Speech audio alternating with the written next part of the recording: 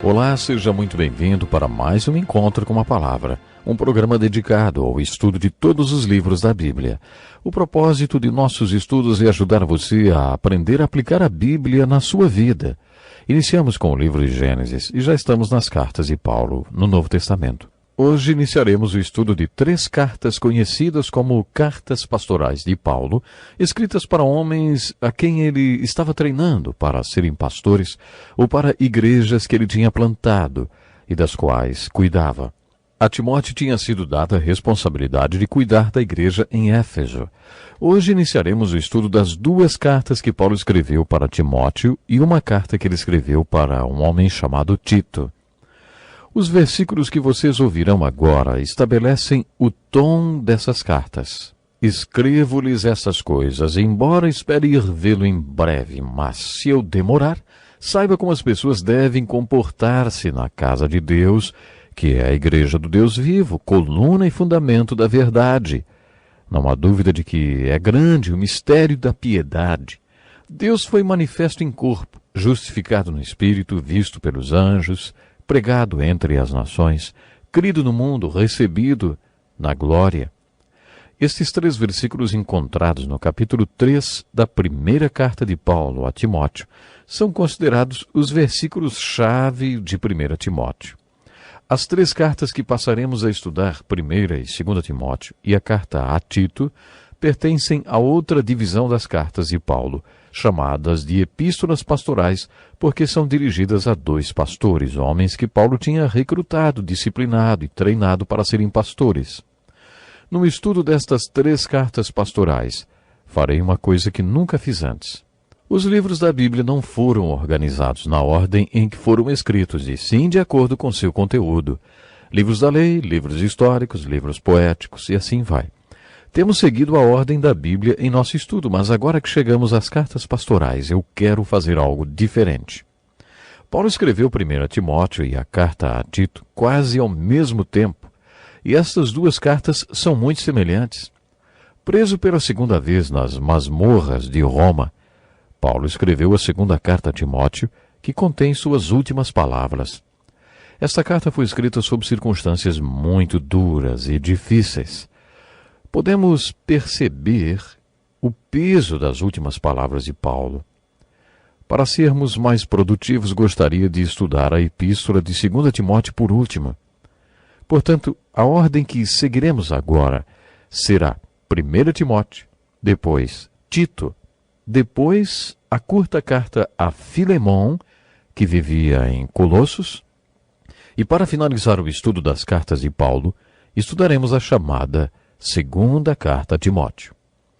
Timóteo e Tito, para quem essas cartas foram escritas, foram pastores estrategicamente colocados por Paulo para plantar e pastorear igrejas. Timóteo foi designado pelo apóstolo Paulo para ser o pastor da igreja de Éfeso. Já Tito foi mandado para a ilha de Creta, para a igreja daquela ilha, uma igreja difícil de ser plantada e também difícil de ser pastoreada.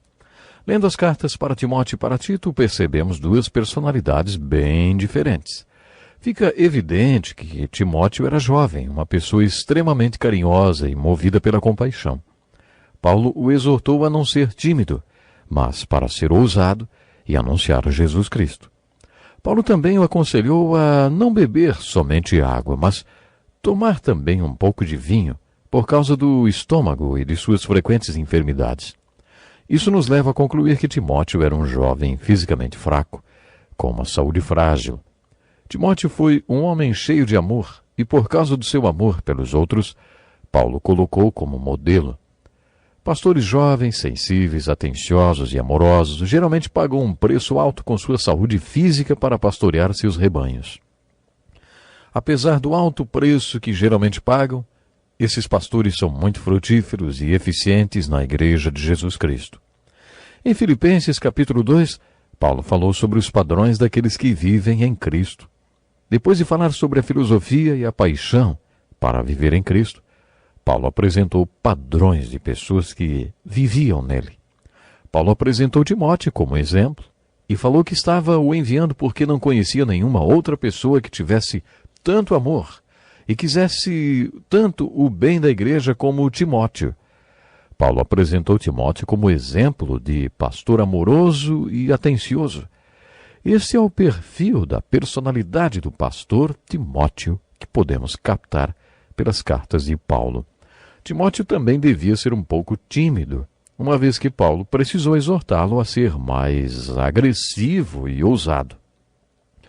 O pastor Dick Woodward, o autor dos estudos aqui do Encontro com a Palavra, se identifica com Timóteo porque ele também era tímido quando iniciou seu ministério. Ele era tão tímido e se expressava com tanta dificuldade que uma vez uma senhora perguntou se ele tinha problemas mentais.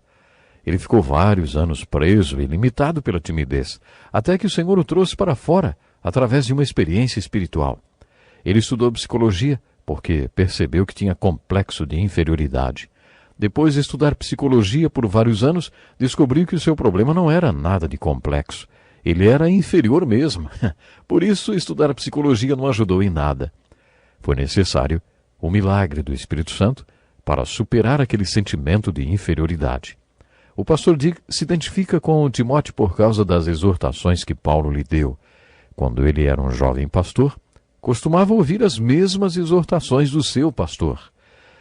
Bom, talvez você também se identifique com Timóteo nessa questão da timidez, hein? As cartas de Paulo também nos revelam o perfil de Tito, que era uma pessoa diferente de Timóteo. Tito era mais velho e aparentemente mais maduro e estável. Podemos afirmar isso pelo que Paulo lhe escreveu. Paulo não exortou Tito com respeito às suas frequentes enfermidades, nem o encorajou a ser mais agressivo.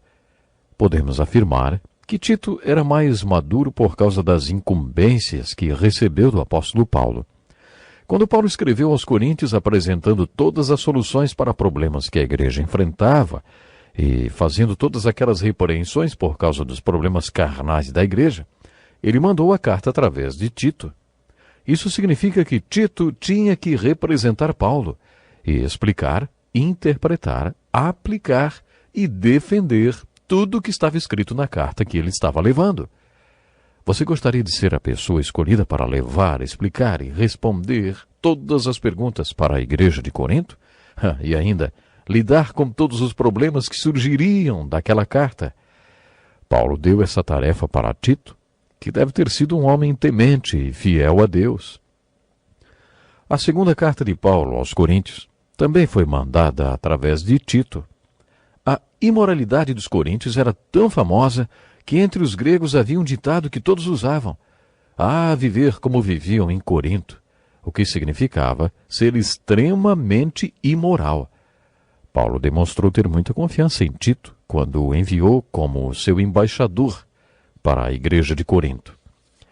Paulo foi estratégico ao colocar Tito na ilha de Creta, um lugar muito difícil para se plantar uma igreja. Os cretenses se destacavam por ser um povo violento. Agir como um cretense. Essa era uma outra expressão grega, que significa emboscar o inimigo. Viver como um cretense em Creta significava viver como um animal selvagem, mentir, ser preguiçoso e só pensar em comer. Pela carta de Paulo a Tito, fica claro que alguém havia acusado os crentes de Creta de tudo isso. O povo cretense era um povo muito hostil, violento e difícil. Sem dúvida, a ilha de Creta era um lugar difícil para se plantar uma igreja. É impressionante pensar na incumbência que Paulo, como bispo, deu ao pastor Tito. Observando a tarefa que Tito recebeu, podemos concluir que ele era uma pessoa muito mais forte, velha e madura do que Timóteo. Provavelmente, Tito era a melhor pessoa que Paulo tinha para mandar para uma situação pastoral tão difícil como aquela. E nós temos muitas pessoas, muitos pastores que estão hoje mesmo, agora, pastoreando alguma igreja em um lugar difícil, em uma cidade difícil, enfim. Alguns estão, inclusive, em algum trabalho que está começando agora, assim como Tito estava, não? A relação entre Paulo e Timóteo no ministério era muito forte, como de pai e filho, e tem sido modelo para milhares de pastores há séculos dentro da história da igreja. Esta relação de pai e filho entre Paulo e Timóteo também tem sido modelo para crentes mais maduros e crentes novos, tanto homens como mulheres. Costuma-se pensar que a formação teológica num seminário prepara o jovem pastor com tudo o que ele precisa para o ministério. Ao mesmo tempo, sabe-se que o tipo de preparo que um jovem pastor precisa ter para assumir o ministério não acontece até que acabe o seminário e ele comece a trabalhar junto com um pastor mais velho. Eu, por exemplo, trabalhei vários anos com pastores diferentes, pastores mais velhos, mais experientes. Aqueles anos com aqueles pastores foram de um valor incalculável para a minha formação. Observamos este tipo de formação no capítulo 2, versículo 2 da segunda carta de Paulo a Timóteo. E é fácil lembrar da referência 2 Timóteo 2:2, não é? Está escrito assim: "E as palavras que me ouviu dizer na presença de muitas testemunhas, confie-as a homens fiéis que sejam também capazes de ensinar outros." Este versículo enfoca um tipo de preparação imprescindível. Esse modelo de formação é o mais importante que um jovem pastor pode ter. A igreja precisa aprender um pouco com o tipo de formação que existe na comunidade médica. Um jovem médico sai de uma sala de aula para passar centenas de horas trabalhando como estagiário, residente, e tem rodízios de funções antes que lhe seja entregue um bisturi e ele comece a operar os seus pacientes. É possível que Timóteo tenha sido um dos alunos de Paulo quando ele ensinou na escola de Tirano, em Éfeso. Além de ter sido aluno de Paulo na escola de Tirano, que era como um seminário, Timóteo já conhecia Paulo de Listra, sua cidade natal, e onde Paulo foi apedrejado, dado como morto e arrastado para fora como se fosse uma carcaça de um animal. Eles pensaram que Paulo estivesse morto. Deve ter sido nesta ocasião que Timóteo conheceu Paulo, quando ainda era bem jovem. É bem provável que quando Paulo foi deixado como morto, seus discípulos tenham se reunido ao redor dele e orado. Alguns dizem que ele estava morto e que ressuscitou milagrosamente. De uma hora para outra, ele se levantou, sacudiu a poeira e voltou para a cidade para pregar outra vez. Eu admiro a coragem de Paulo. Ele era um homem com unção e carisma. Imaginem o impacto que tudo isso causou no jovem Timóteo. Paulo se transformou no herói de Timóteo. É bom termos bons heróis, né? Até o próximo programa. Deus lhe abençoe. Olá a todos vocês, bem-vindo a mais um Encontro com a Palavra. Em nosso programa já estudamos todo o Velho Testamento. Agora estamos estudando as epístolas pastorais de Paulo no Novo Testamento.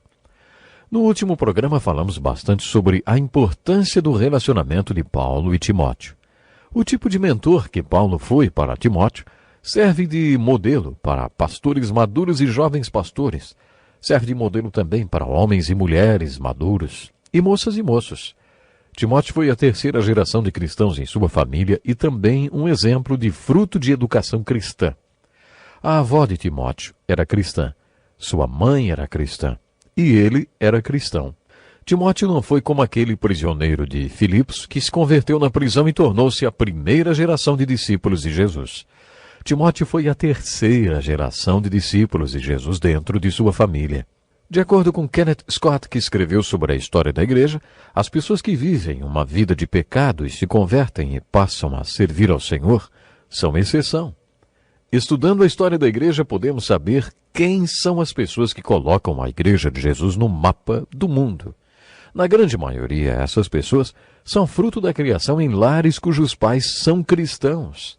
Aqueles que têm pais tementes a Deus são geralmente aqueles que se tornam trabalhadores da obra na igreja e não aqueles que são salvos de uma vida de pecado. Costumamos ouvir falar mais dessas pessoas porque suas histórias são mais dramáticas, né? Mas, na verdade, a grande fonte de recrutamento de missionários transculturais são os filhos de missionários. As crianças que cresceram no campo missionário, vendo as necessidades da obra e a doação de seus pais para a causa de Cristo, são os missionários que hoje estão dispondo suas vidas para missões. De maneira geral, é daí que saem os missionários. Timóteo era, assim, a terceira geração de uma família de pessoas tementes a Deus. Estudiosos acreditam que Paulo escreveu esta primeira carta para Timóteo depois que foi solto do seu primeiro aprisionamento em Roma. Lembra-se que Paulo foi preso e mantido numa casa sob custódia.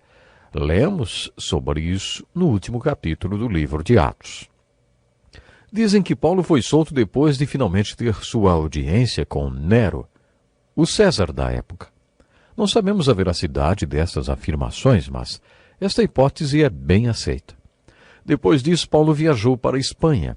Em sua carta aos Romanos, Paulo contou que queria ir para a Espanha com o apoio deles. Por isso ele queria tanto ir para Roma.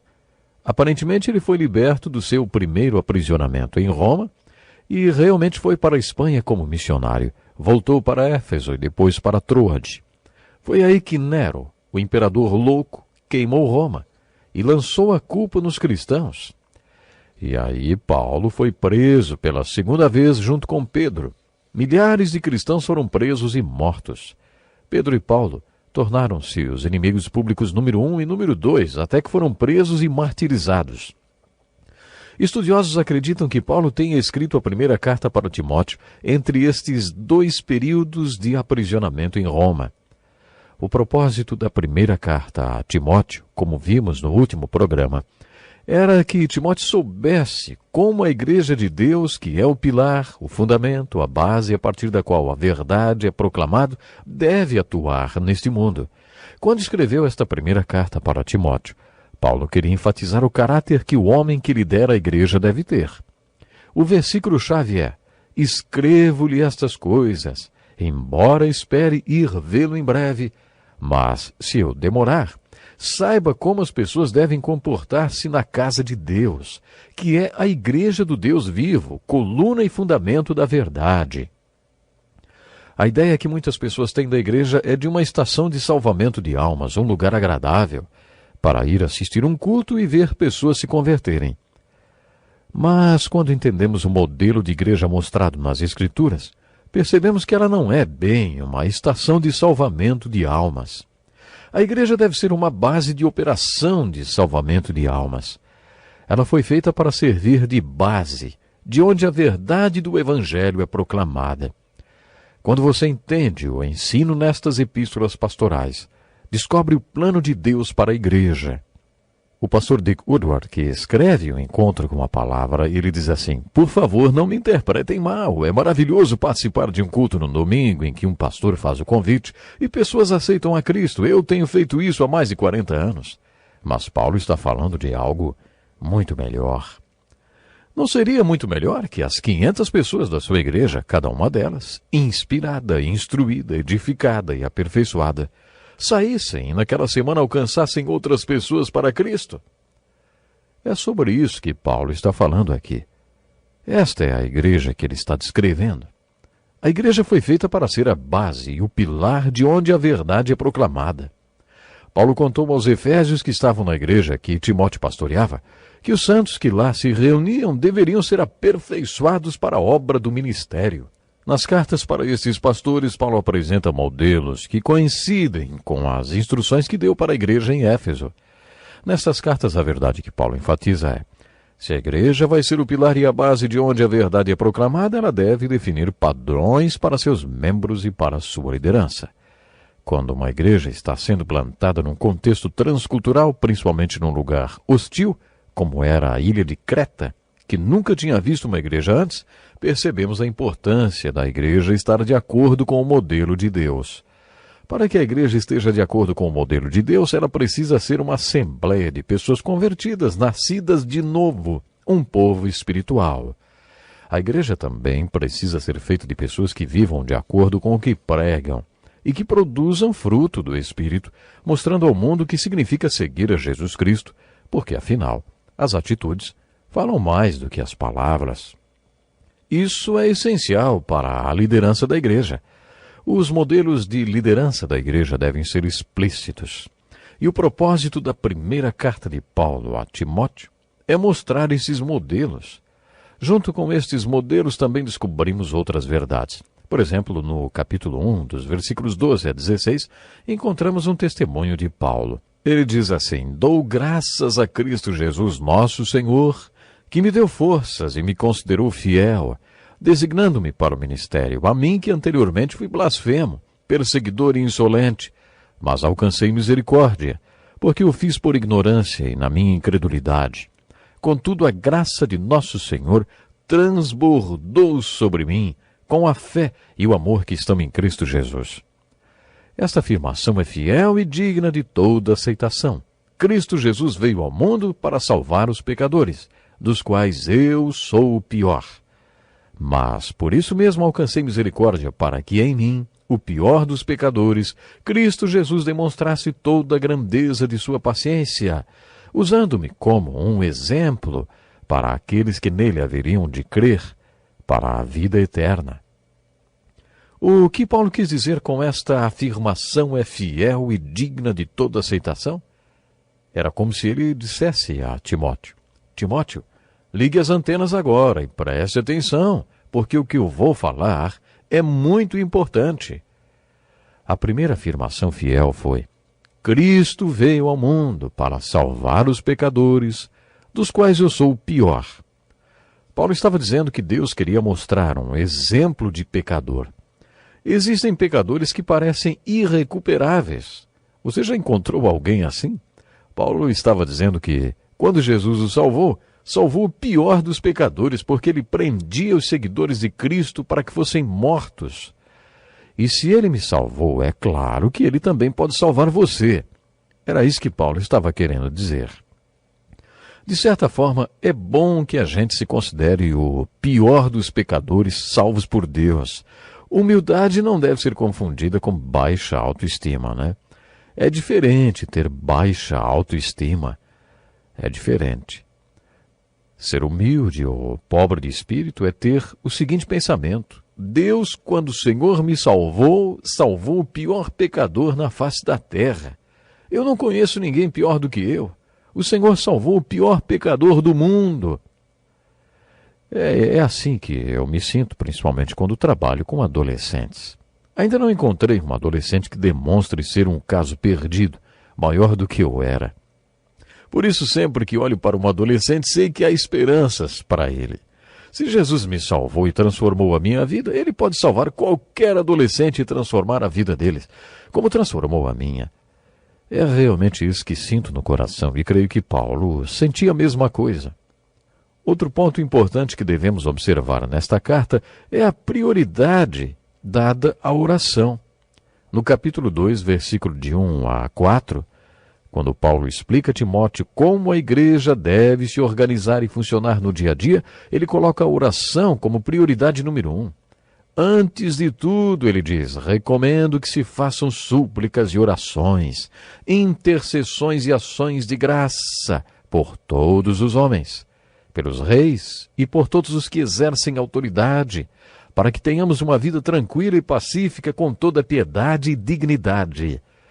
Isso é bom e agradável perante Deus, nosso Salvador, que deseja que todos os homens sejam salvos e cheguem ao conhecimento da verdade. Quando a Bíblia diz, antes de tudo, ou buscai primeiro o reino de Deus, está definindo prioridades. Todos nós temos nossas prioridades, não? No programa da nossa igreja, nós temos prioridades. Qual deveria ser a prioridade número 1 no programa da igreja, de acordo com a instrução de Paulo? A instrução que ele dá ao jovem Timóteo, hein? Ele diz, antes de tudo, recomendo que se façam súplicas, orações e intercessões e ações de graça por todos os homens. Paulo também diz por que a oração vem em primeiro lugar. Deus deseja que todos os homens sejam salvos e cheguem ao conhecimento da verdade. Como pastor, posso dizer que o programa mais difícil que existe para reunir pessoas é a reunião de oração. É muito mais fácil reunir pessoas para uma reunião de oração se antes fizermos um estudo bíblico, uma atividade com as crianças, o ensaio do coral, ou qualquer outra coisa. Mas fazer só uma reunião de oração, sem nenhuma outra atividade envolvida, sem nenhum jantarzinho depois, é capaz de ninguém aparecer, né? As pessoas não querem ir para a igreja só para orar. Jesus disse, vocês não puderam vigiar comigo nem por 1 hora. É difícil reunir as pessoas só para orar. Mas Paulo escreveu a Timóteo, antes de tudo, Timóteo, ore. É assim que a igreja deve funcionar. E a oração deve ter um objetivo específico. Você pode até chamá-la de oração evangelística. Devemos orar para que todos se convertam. Pense nisso, ficamos por aqui hoje. Até o próximo programa. Que alegria grandíssima poder estar chegando mais uma vez até você com um encontro com a palavra. Esse programa é parte de um estudo de todos os livros da Bíblia. Através deste curso, viajamos do Velho Testamento até as cartas de Paulo no Novo Testamento. Estamos estudando as cartas que Paulo escreveu para Timóteo e Tito, chamadas de cartas pastorais, que apresentam modelos muito práticos para serem seguidos na igreja. Preste atenção nestas palavras de Paulo a Timóteo, no capítulo 1, versículos de 5 a 7. Ele escreve: Pois há um só Deus e há um só mediador entre Deus e os homens, o homem Cristo Jesus, o qual se entregou a si mesmo como resgate por todos. Esse foi o testemunho dado em seu próprio tempo. Para isso fui designado pregador e apóstolo. Digo-lhes a verdade, não minto, mestre da verdadeira fé aos gentios. A primeira carta de Paulo a Timóteo é chamada de Epístola Pastoral, porque foi escrita a um jovem pastor sobre o propósito da igreja e o plano e as prioridades que ela deve estabelecer.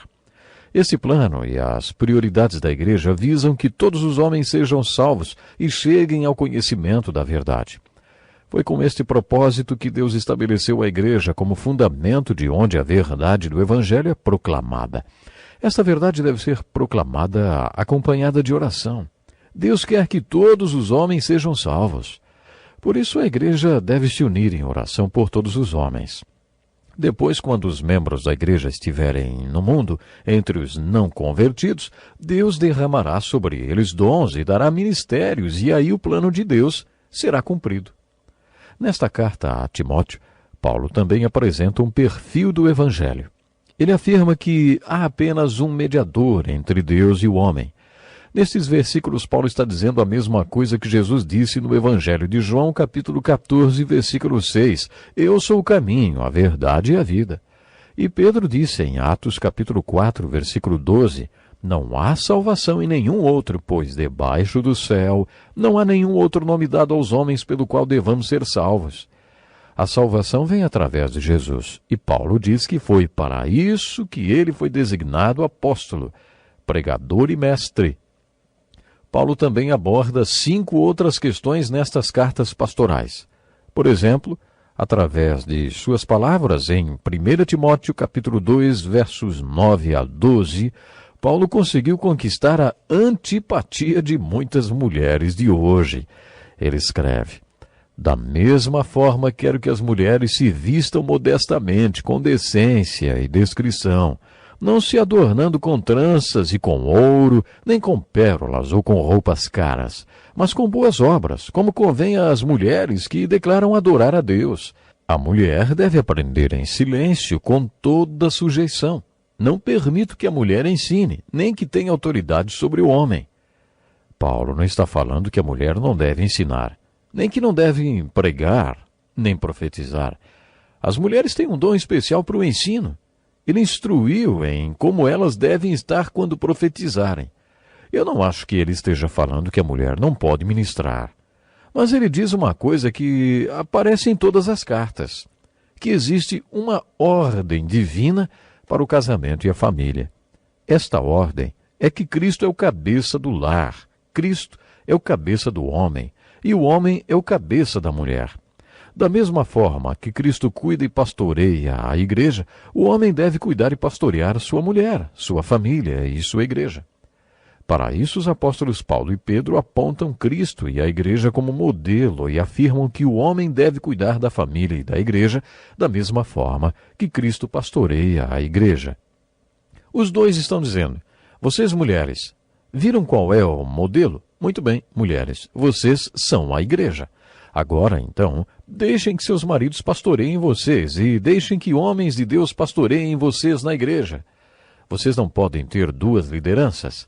As Escrituras apresentam uma liderança, ou seja, é do homem a responsabilidade pelo lar e pela igreja. Vou repetir algo que já disse. Na minha opinião, o maior problema dos casamentos entre crentes não é a falta de submissão da mulher, nem a recusa dela em ser pastoreada por seu marido, mas os homens. Os homens são o maior problema. Homens que não aceitam a responsabilidade de pastorear suas famílias como Cristo pastoreia a igreja. Este é o grande problema. são os homens cristãos que não tomam o exemplo de Cristo que pastoreia a igreja. Eles deixam de cuidar de suas mulheres e filhos. Posso falar pela minha experiência de 43 anos como pastor que também não são as mulheres que se recusam a ser pastoreadas pela liderança da igreja. O problema está nos homens que não aceitam a responsabilidade de cuidar da igreja no temor de Deus, nem de pastorear a igreja como Cristo a pastoreia. A primeira carta a Timóteo é um livro para a organização da igreja. Paulo diz: não permito que a mulher ensine, nem que tenha autoridade sobre o homem. Ele quer dizer ensinar ao homem como autoridade sobre ele. Se você adotar este ensinamento, vão dizer que você é ultrapassado e talvez alguns fiquem até horrorizados com você. Mas acontece que a verdade da Bíblia não depende da aprovação de ninguém. O curador de um museu de arte na Europa viu um homem com o ar de dúvida observando um quadro de Rembrandt. O curador perguntou ao homem: algum problema com esse quadro? O homem respondeu: eu não sei se gosto dele. O curador respondeu: o quadro não está aberto a julgamentos. A Bíblia dá ao homem a responsabilidade de ser o líder do lar e da igreja. Jesus não escolheu 6 homens e 6 mulheres para serem apóstolos. Creio que Jesus tem ensinado o Sermão do Monte para homens e instruiu os seus apóstolos homens a saírem para fazer discípulos homens. Jesus sabia que se pescarmos os homens, suas famílias provavelmente seguirão o homem da casa até Cristo. Quando são as mulheres e as crianças que vêm à igreja, é mais difícil os maridos e pais acabarem vindo até Cristo. Durante um trabalho com os oficiais navais coreanos, soube que em países como a Coreia, para onde eram enviadas apenas missionárias, encontramos homens que dizem que o cristianismo é para mulheres e crianças. Jesus também sabia que se alcançasse apenas as mulheres, seus maridos provavelmente não as seguiriam. No geral, homens não seguem mulheres, mas mulheres e crianças seguem homens. Este ensinamento é totalmente rejeitado hoje, inclusive por destacados líderes dentro da igreja evangélica. Há certos fatores culturais que devem ser considerados. Por exemplo, as mulheres naquela época não recebiam ensino. Mas também não é por causa desses fatores culturais que vamos jogar no lixo todo o ensinamento da Bíblia sobre os papéis do homem e da mulher. As Escrituras ensinam a igualdade entre o homem e a mulher aos olhos de Deus. Aliás, em toda a sociedade em que a Bíblia é ensinada, a mulher passa a ocupar uma posição mais elevada dentro do seu contexto social. A Bíblia reconhece a diferença. Homem é homem e mulher é mulher. Se os dois fossem exatamente iguais, um seria desnecessário. As Escrituras dizem que homem e mulher não são iguais. Deus os fez diferentes e designou a cada um diferentes papéis e responsabilidades, o que também diverge do que nossa cultura ensina hoje. Hoje, em nossa cultura, as mulheres estão tentando provar seu valor exercendo tão bem ou melhor as atividades que os homens exercem. Para mim, isso soa como se as mulheres estivessem tentando acabar com a diferença que existe entre homens e mulheres. Eu, ao contrário, acho que essa diferença deve ser comemorada e não extinta. O que faz uma mulher se sentir atraída por um homem é a sua masculinidade. Mulheres não se sentem atraídas por homens efeminados. Assim como mulheres acham a masculinidade atraente, os homens se sentem atraídos pela feminilidade da mulher. Deus criou homem e mulher com diferenças e designou-lhes papéis e funções diferentes em casa e na igreja também. Um homem não foi feito para gerar filhos. Se fosse, as famílias não teriam mais do que um filho. O controle de natalidade seria desnecessário. Nenhum homem ia querer ter mais de um filho. Isso não quer dizer que a mulher não possa fazer nada na igreja. Você pode me considerar antiquado, mas não gosto de ver uma mulher lá na frente no púlpito dando um sermão para homens sentados lá embaixo no banco da igreja falando com autoridade, repreendendo. Para mim não é natural nem normal e foge dos padrões da Bíblia. Mas isso não quer dizer que uma mulher não possa ensinar ou ter ministérios na igreja. Biblicamente, a mulher não deve ensinar para o homem, o que não quer dizer que ela não possa jamais ensinar. Ela pode ensinar e pregar, mas não com autoridade sobre o homem. Na minha opinião, Uma mulher pode exercer qualquer ministério na igreja, desde que esteja sob o pastoreio ou uma autoridade da liderança da igreja. Isso também se aplica ao homem. Tudo o que fiz foi sempre sob a autoridade dos oficiais da igreja. Não poderia ser de outro jeito. Não existe ninguém na igreja que não esteja sob a autoridade da liderança da igreja, que não responda à liderança. Por isso não vejo por que uma mulher não possa ser a pastora de uma igreja. Pode, sob a autoridade dos seus oficiais, assim como um pastor está sob a autoridade da liderança da igreja. Isto nos leva a outro ponto importante destas cartas pastorais: as qualificações, papel e responsabilidade dos líderes da igreja, os bispos e diáconos. De acordo com as Escrituras, o bispo ou o pastor tem a função de governar ou supervisionar o pastoreio do rebanho de Deus. Algumas igrejas designam um pastor ou bispo para pastorear e supervisionar e outro para pregar e ensinar. De acordo com o modelo apresentado nestas epístolas, a igreja não deve ter um único pastor, mas um grupo de pastores. No original, esta palavra aparece no plural, e são aqueles que cuidam do rebanho, os pastores. Outro tipo de oficial é o diácono. O diácono é aquele que serve. Ele pode exercer ministérios, mas não tem a função de pastorear, governar ou supervisionar a igreja. Às vezes a palavra diácono é trazida como ministro, o que é adequado. Paulo foi mencionado como um diácono, assim como também Jesus. São estes dois tipos de oficiais que aparecem no capítulo 6 de Atos. Na primeira igreja, aqueles que tinham recebido o ministério pastoral, os apóstolos, estavam servindo mesas e administrando o serviço de alimentação da igreja, até que decidiram eleger alguns diáconos. Depois da eleição, os apóstolos disseram aos diáconos: vocês cuidam da administração da igreja, que nós vamos nos dedicar à oração e à ministração da palavra. E Deus abençoou aquela decisão. Uma das razões para muitas igrejas hoje estarem impotentes é porque estes padrões não são mais definidos. Temos que ficar por aqui hoje. Deus lhe abençoe e até o próximo programa. Seja bem-vindo a mais um encontro com a palavra.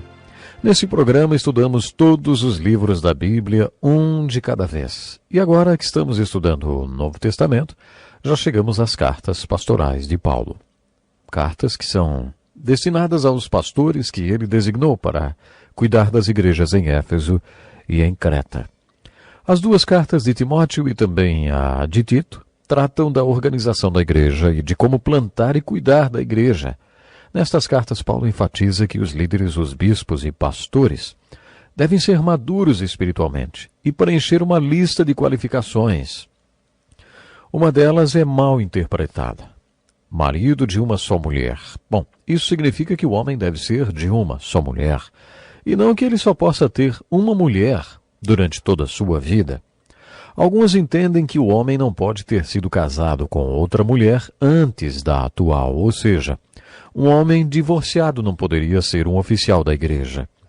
Se estudarmos com profundidade o texto, veremos que Paulo quis dizer que o oficial da igreja tem que ser um homem de uma só mulher, ou um homem que viva apenas com a sua mulher. As qualificações para os diáconos obedecem a um padrão tão rigoroso quanto a dos bispos e pastores. Também são determinadas certas qualificações para as mulheres destes oficiais, tão exigentes quanto a de seus maridos. Lembre-se que o propósito da carta de Paulo a Timóteo foi mostrar qual deveria ser o tipo de caráter que o homem de Deus deveria ter para liderar a igreja de Deus. Esse trecho, a respeito dos bispos e diáconos, de suas mulheres e dos padrões espirituais que eles deveriam cumprir, é um texto muito importante, mesmo que não pareça muito interessante. Paulo também alerta Timóteo quanto à apostasia.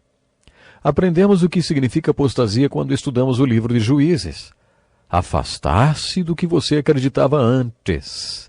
Em 1 Timóteo capítulo 4, versículo 1, Paulo profetizou que nos últimos dias haverá muita apostasia, e o Espírito revelou que muitos vão abandonar a fé e serão seduzidos por espíritos enganadores e doutrinas de demônios. Espíritos enganadores. Essa é uma expressão interessante e refere-se a tudo que é espiritual, mas que não é do Espírito Santo. Muitas pessoas não percebem isso. Estão tão determinadas a viver o sobrenatural que assim que têm contato com o mundo espiritual acham que fizeram contato com o Espírito Santo. Acabam se abrindo a qualquer espírito mundano sem perceber que são espíritos enganadores. Estes espíritos enganadores seduzem pessoas levando-as para fora da fé em Cristo. A segunda forma de apostasia citada por Paulo são as doutrinas de demônios. Doutrina significa ensino. Qual é o ensino da igreja? A doutrina da igreja é o ensino da igreja e deve estar sempre baseado nas Escrituras. No capítulo 5, versículo 16, Paulo deu um precioso conselho a Timóteo com relação às doutrinas, ou seja, às Escrituras. Atente bem para a sua própria vida e para a doutrina, perseverando nesses deveres, pois agindo assim, você salvará tanto a si mesmo quanto aos que o ouvem. Imagino que, em outras palavras, Paulo estava dizendo a Timóteo: Timóteo, existe uma época em que você, como pastor, vai ter que entrar para o clube Eu em primeiro lugar. A hora de entrar para este clube chega quando você passa a levantar às 5 da manhã para ler a palavra de Deus. Quando você fizer isso, preste atenção em você e nas doutrinas. Avalie sua vida pela palavra de Deus e guie-se por ela. Fique firme neste propósito, porque, se você fizer assim, salvará a você mesmo e a outros. Você não conseguirá salvar ninguém até que se salve. Você nunca deve ensinar ao seu rebanho alguma coisa que não tenha aplicado primeiro na sua própria vida, hein, Timóteo? Esse é um conselho e tanto, sabe? E serve como ferramenta, não apenas para a salvação do servo do Senhor, como também para equipá-lo, para salvar a outros. A doutrina é a palavra de Deus. A palavra de Deus é a doutrina que devemos ensinar e pregar na igreja. É claro que o diabo não fica nem um pouco satisfeito com isso. Por isso vão existir as doutrinas de demônios. Estas não se encontram na Bíblia. Existe muita coisa que as pessoas acreditam e que não está na Bíblia. O povo de Deus nunca deve tomar nenhuma atitude baseada em suposições que não estão na Bíblia. As prioridades do povo de Deus devem ser baseadas no que está na Bíblia. Paulo chamou esse tipo de apostasia de doutrina dos demônios. Outro conselho muito valioso que Paulo deu a Timóteo foi: exercite-se na piedade. O exercício físico é de pouco proveito. A piedade, porém, para tudo é proveitosa, porque tem promessa da vida presente e futura. Pode ser que, como tantos jovens, Timóteo fosse atlético e estivesse gastando bastante tempo com exercícios. E por isso Paulo estivesse dizendo: tudo bem, Timóteo, isso é importante. Mas sabe o que você deve exercitar? Exercite-se na piedade, porque isso o ajudará nesta vida e também na vida que está por vir. Até a minha volta, concentre-se nas suas leituras e na pregação e no ensino, hein, Timóteo? Não negligencie o dom que lhe foi dado por mensagem profética com imposição de mãos pelos presbíteros. Seja diligente nessas coisas. Dedique-se inteiramente a elas, para que todos vejam o seu progresso. Aparentemente, Timóteo teve uma experiência marcante quando foi ordenado, e os oficiais da igreja impuseram as mãos sobre ele. Parece que ele teve alguma experiência espiritual e algo bonito aconteceu. Algum recado lhe foi transmitido. Um dos meus antigos professores costumava dizer: colocar as mãos em alguém não passa nada, só germes.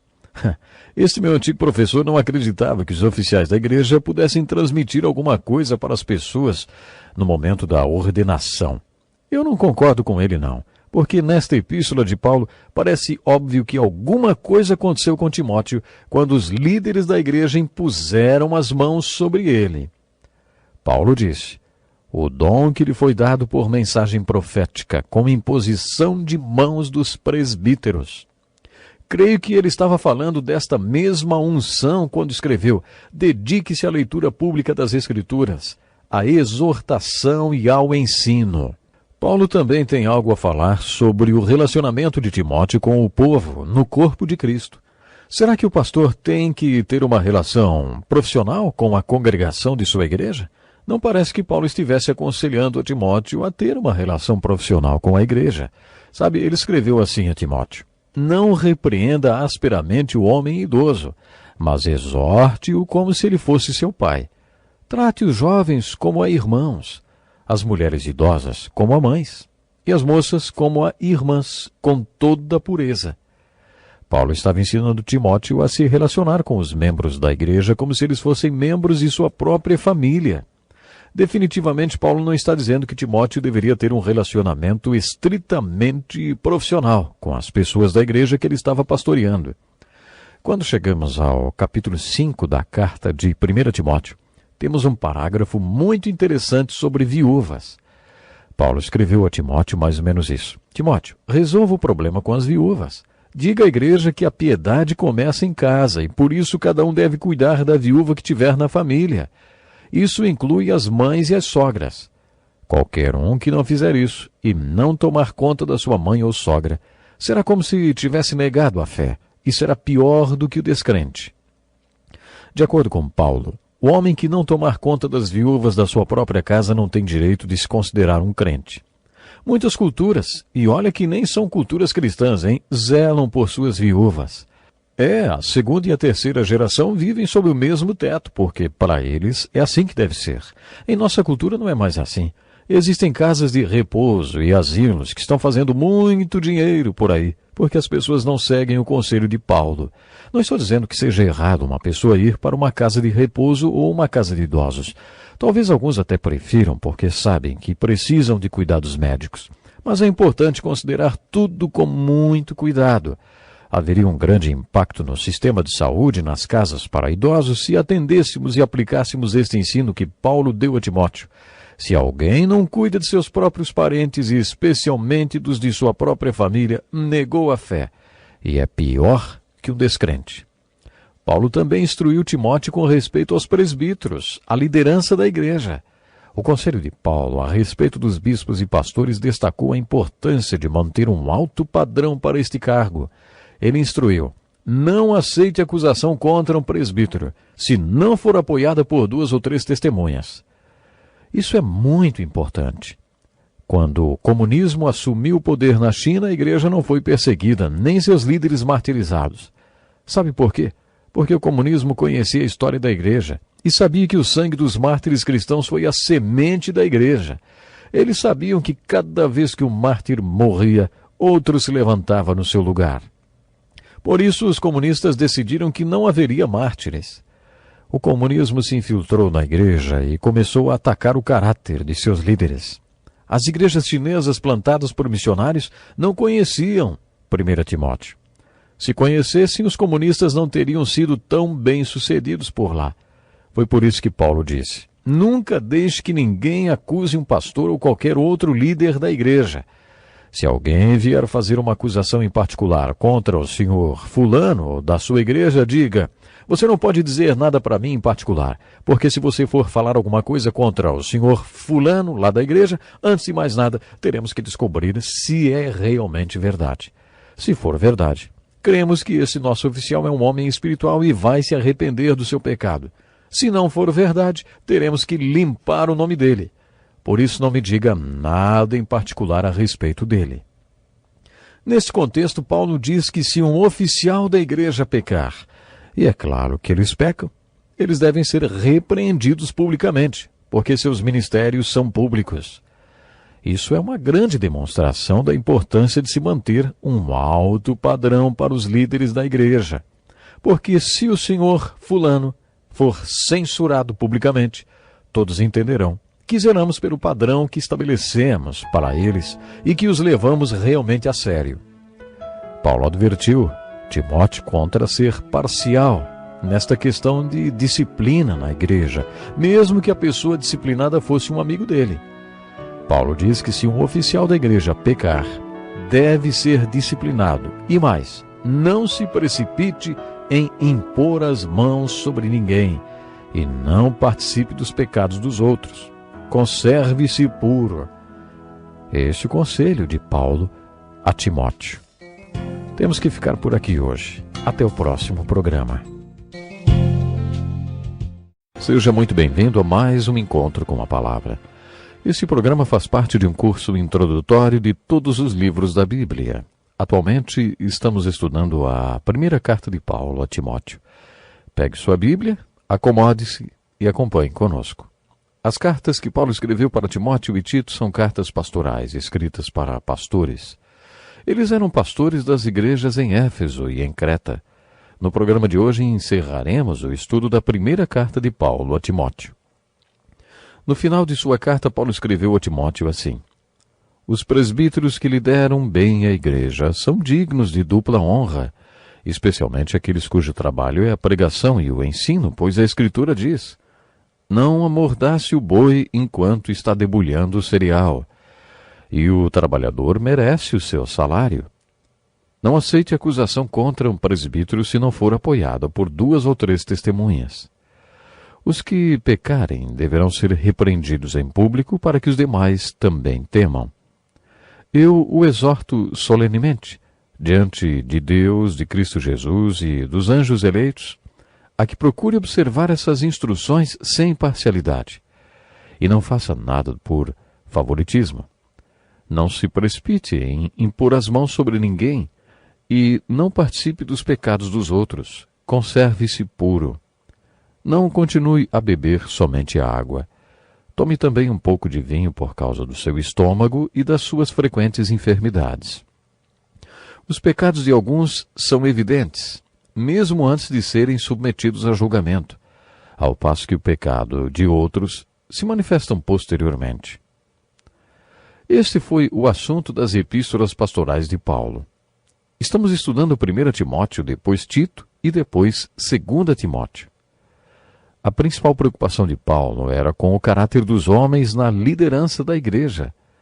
Para que a igreja seja testemunha de Jesus Cristo neste mundo, precisa ser feita de crentes cujas vidas exibam o fruto do Espírito. É vital que a igreja tenha líderes que atendam aos padrões que Paulo apresentou. No meio de todos esses conselhos, Paulo diz a Timóteo para não pecar, o que não implicava em beber um pouco de vinho por causa do seu estômago. Quando digo para você não pecar, não estou falando para você eliminar completamente o vinho da sua vida. Você precisa de um pouco de vinho por causa dos problemas que tem no estômago. Eu conheço um pastor em Atenas, na Grécia, que se chama Thanos Carbonos, uma versão atual do apóstolo Paulo. Ele lidera uma igreja grande em Atenas com mais 75 congregações. Quando passei uma semana com ele, observei que ele bebia bastante vinho. Para a cultura grega, aquilo não era muito, não. Eles bebem vinho como bebemos refrigerante. Alguns pastores americanos que visitaram o pastor Thanos ficaram preocupados com a quantidade de vinho que ele tomava. Acho que ele percebeu os olhos dos americanos se arregalando enquanto ele bebia vinho. Depois de quase uma semana, ele perguntou: Meus irmãos, o meu vinho incomoda vocês? Será que estou sendo pedra de tropeço para vocês? O pastor americano respondeu: Não, Thanos. Você sabe, Paulo recomendou que Timóteo tomasse um pouco de vinho. É claro que aquele grego sabia dessa história. Aí o pastor grego falou: Ah, é mesmo, é verdade. Ele mandou Timóteo tomar um pouco de vinho porque estava doente. Se ele estivesse bem, Paulo teria dito: Tome bastante vinho. É claro que ele estava brincando. Mas, para Thanos Carbonos e sua cultura, beber vinho não é problema. Mas, como já falei em outro programa, pessoalmente, acho que a bebida alcoólica não é para mim. Eu, por exemplo, não tomo bebida alcoólica de espécie alguma. E, na verdade, concordo com aqueles que dizem que é bom se abster completamente.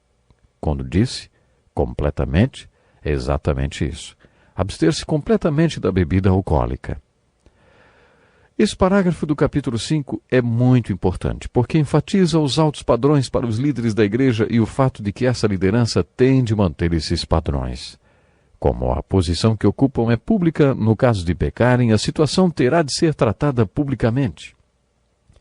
Paulo também dá alguns conselhos muito práticos sobre os escravos. Ele recomendou: Todos os que estão sob o jugo da escravidão devem considerar seus senhores como dignos de todo respeito, para que o nome de Deus e o nosso ensino não sejam blasfemados. Os que têm senhores crentes não devem ter por eles menos respeito, pelo fato de serem irmãos. Ao contrário, devem servi-los ainda melhor, porque os que se beneficiam dos seus serviços são fiéis e amados. Os escravos deveriam servir aos senhores como se estivessem servindo a Jesus. Quando os crentes possuíam escravos, costumavam ensinar a eles trechos bíblicos como este. Existem alguns versículos semelhantes a este em Efésios e em Colossenses, que dizem que os escravos devem ser bons e servir a seus senhores, como se estivessem servindo ao Senhor. Quando estudarmos a breve epístola que Paulo escreveu para Filemão, descobriremos que a carta ensina que um escravo que se converteu não pode mais ser considerado escravo, mas irmão. Aqueles donos de escravos a quem me referi há pouco também não queriam que ninguém ensinasse a carta de Filemão aos escravos, porque eles não queriam perder os escravos. É interessante perceber que o problema social da escravidão existia naquela época, e aparentemente Paulo sabia que a escravidão não poderia ir muito longe, não. Teria que terminar. Muitos dos primeiros cristãos eram escravos. Quando eles se convertiam, continuavam escravos de seus senhores. Por isso, Paulo os ensinou a lidar com a escravidão. O capítulo 6 desta carta fala sobre a preocupação com dinheiro e sobre piedade, sobre o amor ao dinheiro e à piedade. Poderíamos gastar um programa inteiro falando só sobre esse trecho da carta. Nossa cultura valoriza demais o ganho, o dinheiro. Desde que a criança vai para a escola, é ensinada a basear o seu valor em cima de suas conquistas. Desde a escola, seu desempenho é graduado através das notas e, por esse número, seu desempenho é comparado com o de outros alunos. Ao final do curso, de acordo com seu desempenho, a criança se forma com honra ou apenas se forma. Ou, às vezes, nem se forma. Quando nosso filho estava no 2º ano do colegial, minha esposa e eu tivemos uma reunião com o diretor da escola. Nosso filho tinha perdido 2 meses de aula por causa de uma cirurgia ortopédica. Ele não tinha conseguido nota em geometria e quase entrou em crise. Nós ficamos muito preocupados. Ele repetiu e no outro ano saiu-se muito bem. Mas quando ele estava tendo insônia por causa desse problema, procuramos uma reunião com o diretor da escola. Ele nos disse assim: seu filho acha que o valor dele depende do seu desempenho na escola. Vocês precisam mostrar para ele que as coisas não são assim. Eu perguntei para o diretor: de onde o senhor acha que meu filho tirou essa ideia? Desde o primeiro dia de escola que ensinamos isso para ele? Com nota ou sem nota, ele é precioso para nós. Eu conheço homens maduros, com carreiras e profissões de sucesso, que ainda lutam com essa ideia de seu valor depender da sua capacidade de conquistar e desempenhar o seu papel. O que acontece com estas pessoas quando sofrem um acidente ou têm um derrame e não podem desempenhar suas antigas funções? Será que elas perdem o valor para si mesmas porque não conseguem mais o mesmo desempenho? Uma vez ouvi um pastor, o Dr. Alan Ripath, de Edinburgh, na Escócia. Eu o ouvi contar a seguinte história. Num sábado à tarde, enquanto ele preparava um sermão, sentiu-se mal, desmaiou e, quando recobrou a consciência, descobriu que tinha sofrido uma hemorragia vascular. Ele tinha sofrido um derrame. Durante 3 meses, sofreu com a visão dupla e não conseguia falar nem se mexer. Ele acabou recuperando-se do derrame e nos contou como Deus usou aquela experiência em sua vida e também no seu ministério. Depois de ter contado essa história para alguns pastores, ele perguntou: se Deus tirasse de você a capacidade para fazer tudo o que você faz hoje, como você se sentiria, hein? Você baseia o seu próprio valor de acordo com seu desempenho e conquistas? Paulo escreveu para Timóteo que existem algumas pessoas que ensinam que ficar rico é uma forma de amor, de piedade, e que é isto que importa. Mas Paulo contra-ataca esse conceito dizendo: a piedade com contentamento é grande fonte de lucro. Vez por outra encontramos alguém que conta que se formou, se tornou ótimo profissional e ainda assim não está contente. São pessoas que não encontraram a paz, satisfação, realização nem alegria com suas conquistas. Pessoas que ficaram ricas, poderosas e que conseguiram todo tipo de coisa, mas não encontraram alegria em nenhuma dessas coisas. Essas pessoas precisam saber que a piedade com contentamento é grande fonte de lucro. Paulo continua compartilhando alguns pensamentos referentes ao materialismo. Nada trouxemos para este mundo e dele nada podemos levar. Por isso, tendo que comer e com que vestir-nos, estejamos com isso satisfeitos. Isso não é incrível? O que você precisa para ficar contente, hein? As necessidades básicas do homem são alimentação, vestuário e moradia. Paulo sequer mencionou moradia. Se você não tiver roupas para se vestir, é capaz de ser preso. Este foi o mínimo mencionado por Paulo. Devemos estar contentes se tivermos comida e com o que nos vestir.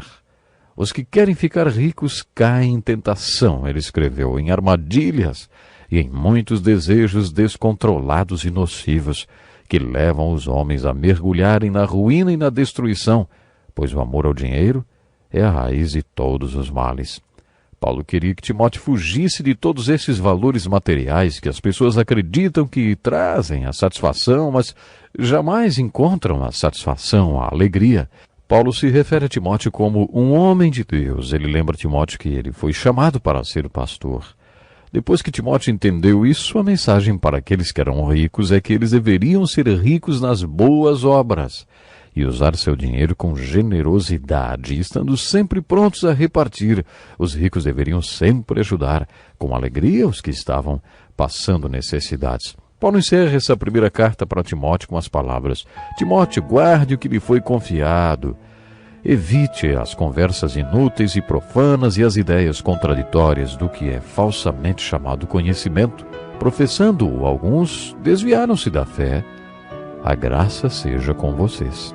Agora que estamos terminando, eu lanço um desafio. Em todo mundo, as academias e os spas viraram um ótimo negócio, mas o desafio de Paulo para Timóteo e para nós é que exercitemos a piedade, porque uma vida de piedade nos enriquece nesta vida e também na vida que está por vir. Pense nisso e até o próximo programa. Bem-vindo a mais um encontro com a palavra. Nesse programa desenvolvemos um estudo introdutório de todos os livros da Bíblia e hoje iniciaremos o estudo da última carta escrita pelo grande apóstolo Paulo, a segunda carta a Timóteo. Iniciamos o estudo dessa divisão da Bíblia, as cartas pastorais, com a carta aos Romanos e concluiremos com 2 Timóteo. Propositalmente alterei a sequência de estudo delas para que 2 Timóteo fosse a última a ser estudada, já que ela representa as últimas palavras, o testamento e os últimos desejos do apóstolo Paulo. Estudiosos afirmam que durante seu primeiro encarceramento em Roma, Paulo ficou acorrentado entre 2 soldados romanos, mas com licença, para dar estudos bíblicos, receber visitas e ajuda de fora para suas necessidades, e que depois de um tempo foi solto. Essas especulações extrapolam o relato bíblico.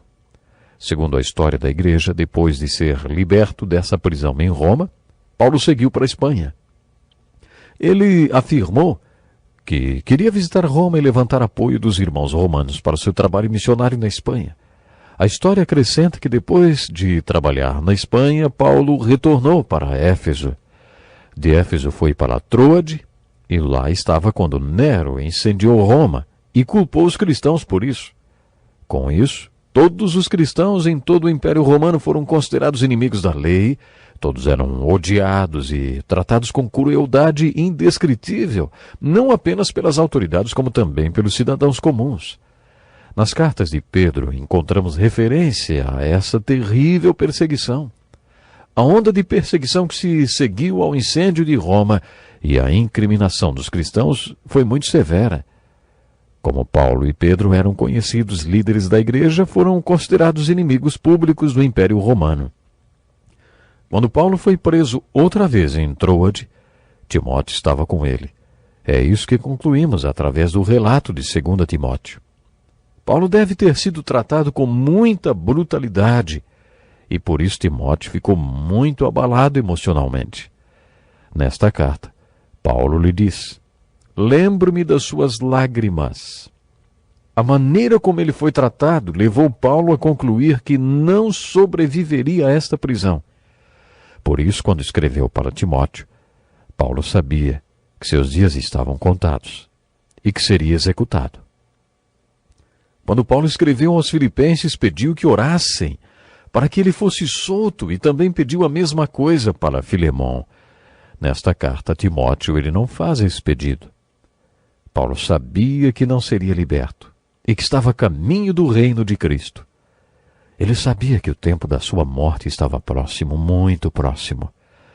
Isso dá às suas últimas palavras um peso ainda maior. Se você pudesse visitar essa prisão de Roma, onde Paulo ficou, saberia exatamente o peso de cada uma de suas palavras. Acredita-se que Paulo tenha ficado acorrentado na parte mais inferior dessa masmorra. Fizemos uma descrição dessa prisão em outro programa. Havia uma parede de mais ou menos 1 metro de altura e na sua parte superior havia buracos, com largura suficiente para passar as pernas do prisioneiro. Depois que as pernas do prisioneiro passavam por esses buracos na parede, seus tornozelos eram acorrentados. Seus pulsos também eram acorrentados em direções opostas e o prisioneiro ficava como um pássaro de asas abertas, pronto para ser torturado a qualquer momento. Se fosse colocada tensão nas correntes, o prisioneiro ficava de pé. Se ele se comportasse, as correntes eram soltas para que ele pudesse sentar, mas nunca deitava. Também não era solto muitas vezes durante o dia para fazer suas necessidades. Por isso dá para imaginar quais eram as condições de higiene e o mau cheiro daquele lugar. Essa masmorra era um lugar terrível e horroroso. O esgoto da cidade passava pelas rachaduras de suas paredes, tornando a vida naquele local insuportável. Todas essas condições impostas pelos romanos visavam tornar os dias e as noites dos prisioneiros desesperadoras. Além de tudo isso, os prisioneiros ainda eram torturados, infligindo dor e horror ao prisioneiro sem lhe tirar a vida. Foi um lugar como este que Paulo passou seus últimos dias. Esse tipo de prisão na masmorra e as torturas pelos quais os prisioneiros passavam eram reservados para os piores criminosos. E essas foram as condições dos últimos dias de Paulo, sob as quais ele escreveu sua última carta para seu amado filho Timóteo. Não sabemos como Paulo conseguiu escrever esta carta e nem como conseguiu fazê-la sair da prisão. Paulo dá testemunho de um homem chamado Onesíforo, que não teve vergonha de suas cadeias, o que significa que ele não teve medo de ser identificado com Paulo. Era perigoso visitar um prisioneiro como Paulo naqueles tempos em Roma. Era capaz do visitante ser acorrentado junto ao prisioneiro e não sair mais. Foram nessas condições que Paulo escreveu sua segunda carta a Timóteo. Com tudo isso, Paulo conta a Timóteo que todos os da província da Ásia o abandonaram, com poucas exceções como o velho Onesíforo e seu dedicado e amado médico Lucas. Alguns ficaram com Paulo. O restante o abandonou e fugiu, assim como os apóstolos fizeram com Jesus. Talvez tenha sido esse homem chamado Onesíforo que tenha levado essa carta para fora da masmorra, ou então o Dr. Lucas. O que sabemos com certeza é que Paulo não escreveu esta carta com as próprias mãos. Ele provavelmente a ditou para alguém. Com essas informações sobre a prisão em que Paulo estava e conhecendo um pouco mais sobre como ele viveu na época em que escreveu esta carta, podemos ter uma maior dimensão do seu contexto e do peso que teve cada palavra que saiu do coração de Paulo. Seria bom que se fizesse um filme sobre a vida de Paulo, mostrando-o acorrentado nessa prisão. O roteiro seria a segunda carta a Timóteo. Eu gostaria que você memorizasse e estudasse essas últimas palavras de Paulo. Se pudéssemos ouvi-las dentro do contexto onde tudo aconteceu, captaríamos melhor o sentido e o significado dela. Depois dessa introdução, acho que podemos iniciar o estudo de 2 Timóteo. Dou graças a Deus a quem sirvo com a consciência limpa, como serviram os meus antepassados, ao lembrar-me constantemente de você noite e dia em minhas orações. Você tem problemas para dormir? Se você estivesse acorrentado como Paulo estava naquela prisão de Roma, você acha que conseguiria dormir? Será que suas noites demorariam a passar? Paulo passava as longas noites na masmorra orando. Ele foi um grande guerreiro de oração. Já falamos aqui que se fizéssemos uma lista de todas as pessoas que Paulo mencionou em suas cartas pelas quais ele orava, concluiríamos que era uma lista muito longa e que por isso ele devia passar muito tempo orando. Paulo compartilhou com Timóteo: dou graças a Deus, a quem sirvo com a consciência limpa, como serviram os meus antepassados ao lembrar-me constantemente de você noite e dia em minhas orações. Lembro-me das suas lágrimas e desejo muito vê-lo, para que a minha alegria seja completa. Recordo-me da sua fé não fingida, que primeiro habitou em sua avó Lloyd e em sua mãe Eunice, e estou convencido de que também habita em você. Por essa razão, torno a lembrar-lhe que mantenha viva a chama do dom de Deus que está em você mediante a imposição das minhas mãos. Pois Deus não nos deu espírito de covardia, mas de poder, de amor e de equilíbrio. Através deste texto, percebemos algumas características da personalidade de Timóteo. Ele tinha sido muito tímido e talvez enfrentasse problemas para se relacionar com as pessoas. Eu já mencionei para vocês que me identifico com ele porque muitos anos atrás tive de superar a timidez e foi muito difícil para mim. Precisei que o Espírito Santo me levasse para um lugar onde me sentisse à vontade e não tivesse medo das pessoas. Hoje posso afirmar que minha maior alegria é ter comunhão com as pessoas e me relacionar com elas, mas para isso foi preciso que eu vivesse um milagre. Timóteo também precisou desse tipo de milagre. Paulo sugere que o milagre de Timóteo aconteceu através da imposição de mãos. Paulo relembra Timóteo do acontecido. Torno a lembrar-lhe que mantenha viva a chama do dom de Deus que está em você, mediante a imposição das minhas mãos. Pois Deus não nos deu espírito de covardia, mas de poder, de amor e de equilíbrio. A essa altura muitos já não queriam ser associados à pessoa de Paulo. Paulo incentivou Timóteo. Portanto, não se envergonhe de testemunhar do Senhor nem de mim, que sou prisioneiro dele, mas suporte comigo os meus sofrimentos pelo Evangelho, segundo o poder de Deus. Paulo exorta: não se envergonhe de testemunhar do Senhor nem de mim. Paulo exortou Timóteo a se posicionar a favor de Cristo. Naqueles tempos de intensa perseguição, se uma pessoa negasse a Cristo, provavelmente sobreviveria. Paulo não estava estimulando Timóteo a se esconder. Ele não estava dizendo: não deixe que ninguém descubra que você segue a Cristo. Paulo estava incentivando exatamente o contrário. Ele fez um belo resumo do Evangelho, onde revelou seu coração missionário. Segundo o poder de Deus que nos salvou e nos chamou com uma santa vocação, não em virtude das nossas obras, mas por causa da sua própria determinação e graça. Esta graça nos foi dada em Cristo Jesus desde os tempos eternos, sendo agora revelada pela manifestação de nosso Salvador, Cristo Jesus. Ele tornou inoperante a morte e trouxe à luz a vida e a imortalidade por meio do Evangelho. Desse Evangelho fui constituído pregador, apóstolo e mestre. Por essa causa também sofro, mas não me envergonho, porque sei em quem tenho crido e estou bem certo de que Ele é poderoso para guardar o que lhe confiei até aquele dia. Retém a fé e o amor em Cristo Jesus, o modelo da sã doutrina que você ouviu de mim. Quanto ao que lhe foi confiado, guarde-o, por meio do Espírito Santo, que habita em nós.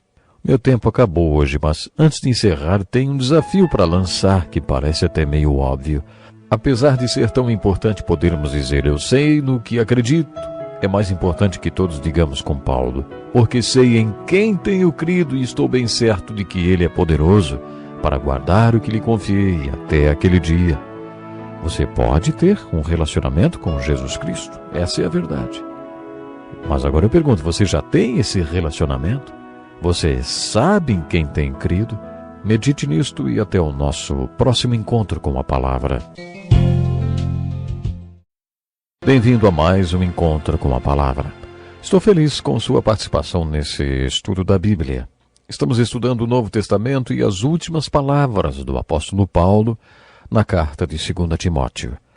No primeiro capítulo desta carta podemos perceber que Paulo retoma o evangelho que já tinha compartilhado tantas vezes e de maneira tão completa com o jovem Timóteo. Ele escreve: por esta causa também sofro, mas não me envergonho, porque sei em quem tenho crido. E estou bem certo de que ele é poderoso para guardar o que lhe confiei até aquele dia. No final de sua vida, Paulo viveu circunstâncias muito difíceis. Suas palavras para Timóteo não foram como as de um importante teólogo que fala com seu aluno, tipo: Timóteo, sei muito bem no que acredito. Estou agradecido e convencido pela oportunidade de transmitir a você tudo o que aprendi. Sei de tudo que lhe ensinei, e eu sei que você compreendeu e guardou tudo muito bem, e é isso que importa. Paulo não falou nada disso, não. Ele não usou esse tom prepotente. O que Paulo compartilhou com Timóteo foi o que ele tinha no coração. Era isso que importava enquanto estava acorrentado naquela masmorra em Roma. Uma das coisas mais importantes que Paulo fez em todo o seu ministério foi escrever e nos deixar essas cartas. 5 delas foram escritas da prisão e o Espírito Santo as tem usado para continuar a obra que foi confiada a Paulo. Vamos ler esta carta juntos e descobrir algumas ilustrações. Por exemplo, ele escreve assim: suporte comigo os meus sofrimentos, como bom soldado de Cristo Jesus. Isso quer dizer que devemos viver para Jesus Cristo e servi-lo da mesma forma que um soldado obedece ao seu superior e serve seu país. Observe a ilustração de Paulo nos versículos de 4 a 7 do capítulo 2. Ele usa a figura de um soldado, de um atleta e de um lavrador e depois escreve: reflita no que estou dizendo, pois o Senhor lhe dará entendimento em tudo. A aplicação óbvia que Paulo espera que Timóteo faça em relação ao soldado é a seguinte: quando um homem é chamado para servir como soldado numa guerra, ele para todos os seus outros afazeres. Ele se dedica total e completamente a vencer a guerra. Paulo usa essa ilustração e completa dizendo que Jesus é nosso comandante e nos chamou para lutar numa guerra. Por isso, Paulo disse a Timóteo para não se envolver com as coisas deste mundo, nem para se prender a coisas materiais. A ordem de Paulo é que Timóteo seja como um soldado, separado para lutar uma guerra para o comandante superior, Jesus Cristo. Depois, Paulo usa a ilustração de um atleta, dizendo assim: nenhum atleta é coroado como vencedor se não competir de acordo com as regras.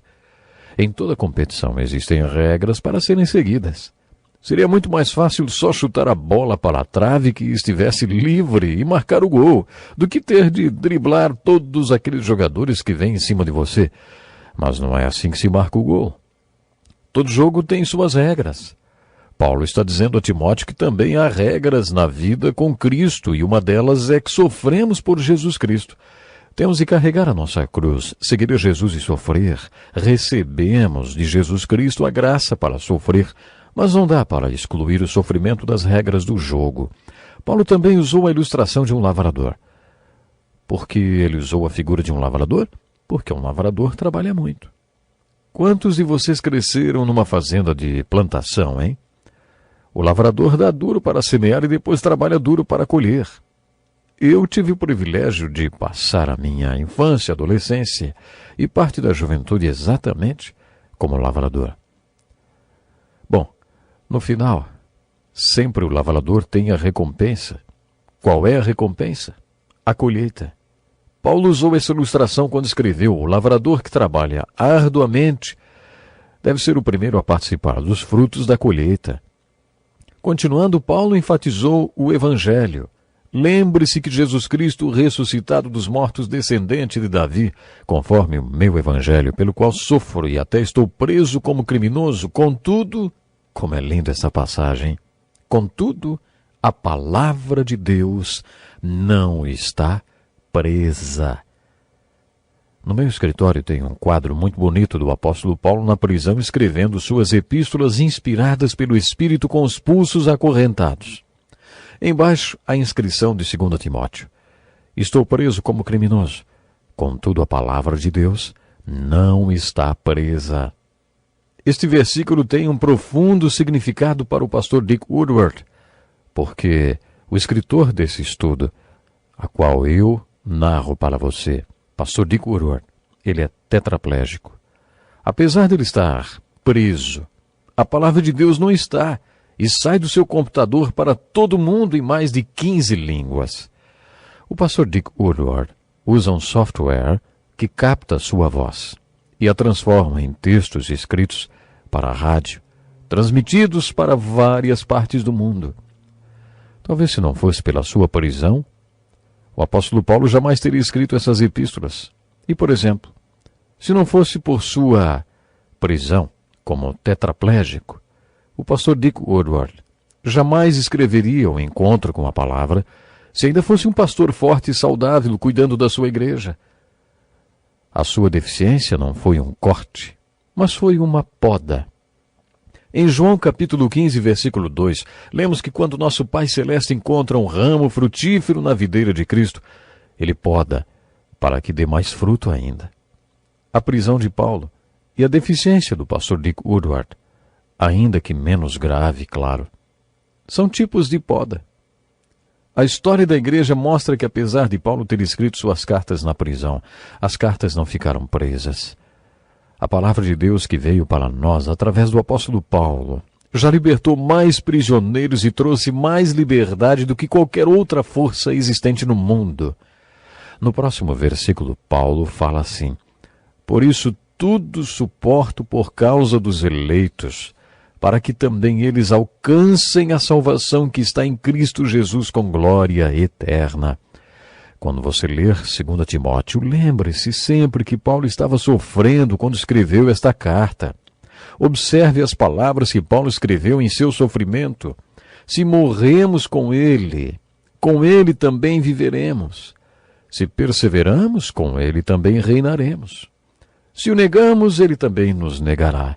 Se somos infiéis, ele permanece fiéis, pois não pode negar-se a si mesmo. O firme fundamento permanece inabalável e selado com esta inscrição: o Senhor conhece quem lhe pertence. Essas palavras servem de grande consolação. Você sabia que é possível ficar tão doente e fraco a ponto de não ter mais fé? Não ter forças para crer e orar? Conheço uma mulher que passou por uma cirurgia que extraiu 1,5 metros de uma parte gangrenada do seu intestino. Ela me disse: ei, pastor, cortaram Deus da minha vida quando fizeram essa operação. O Senhor não impediu que isso tudo acontecesse. Sabe, ela achava que o Senhor a tinha abandonado. Eu sabia que uma cirurgia dessas pode ter efeitos físicos e emocionais permanentes. Expliquei para a mulher que somos feitos de uma parte física, uma emocional, uma espiritual e outra mental, todas interligadas. Se uma parte é traumatizada, isso afeta seu estado mental, emocional e até espiritual.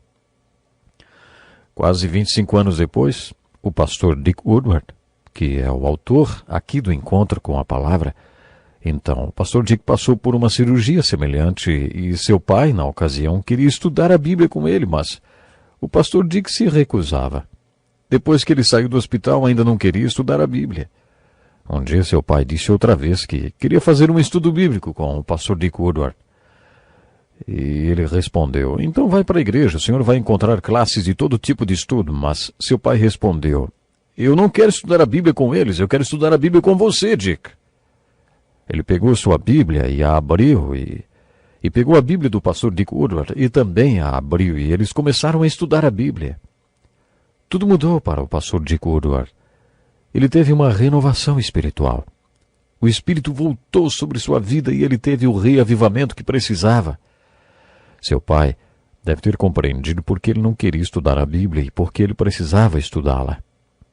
Essa experiência o ajudou a valorizar mais as palavras de Paulo a Timóteo. Imagine que você estivesse preso numa prisão como a que Paulo ficou. Imagine que você passasse pelo que eles chamam de lavagem cerebral. Em algumas prisões, eles usam essa técnica diabólica e horrorosa que causa danos permanentes na pessoa. Eles usam ruídos permanentes e luzes piscando continuamente sobre a pessoa e a impedem de dormir por um mês, levando-a a um colapso mental.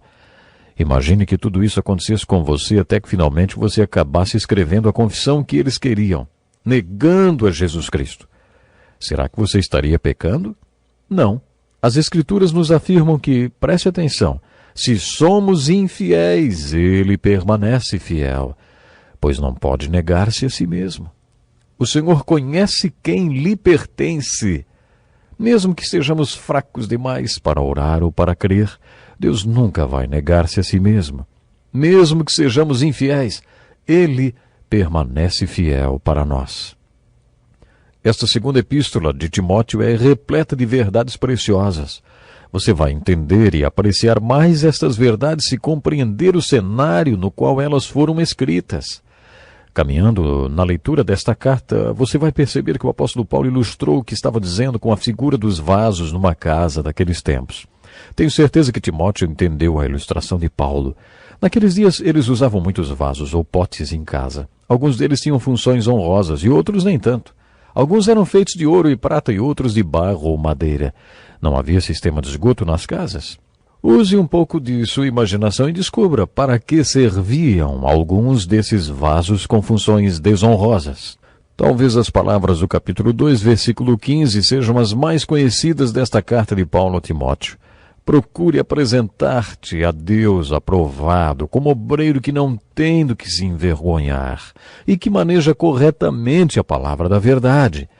Esse versículo não tem a ver com o conhecimento intelectual da palavra de Deus, mas sim com o exercitar-se na palavra de Deus e possui a mesma ideia das palavras disciplina e discípulo.